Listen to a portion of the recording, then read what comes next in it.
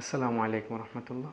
প্রিয় দর্শক, কখনো কি ভেবেছেন আমরা চিন্তা করি, এই যে চিন্তার বিভিন্ন ধরন, মানুষের বিভিন্ন ধরন, এগুলোর মাঝে যে আমাদের জীবনের রহস্য লুকিয়ে আছে, এটা কি আপনি কখনো ভেবে দেখেছেন?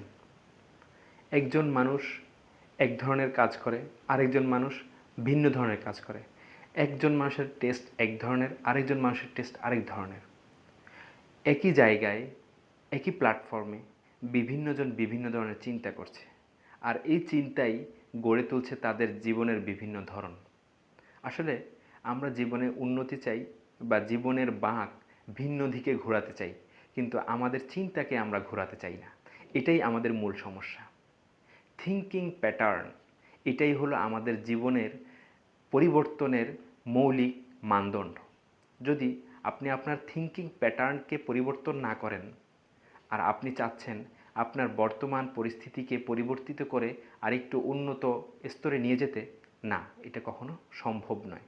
অতএব আমাদের উচিত, আমরা যদি আমাদের জীবনকে একটি স্তর থেকে অন্য স্তরে নিতে চাই, একটি ধরন থেকে অন্য একটি ধরনের নিতে চাই, তাহলে আমাদেরকে প্যাটার্ন পরিবর্তন করতে হবে। কি প্যাটার্ন? Thinking pattern. যখন আপনার মাইন্ডের থিঙ্কিং প্যাটার্ন পরিবর্তন হবে, আপনার জীবন আমূল পরিবর্তিত হতে বাধ্য। আশা করি আপনারা বিষয়টি বুঝতে পেরেছেন। অতএব আমরা যদি আমাদের জীবনকে পরিবর্তন করতে চাই, তাহলে আমরা সকলেই মনে রাখব যে আমাদের থিঙ্কিং প্যাটার্নকে পরিবর্তন করতে হবে। আসসালামু আলাইকুম রহমতুল্লাহ।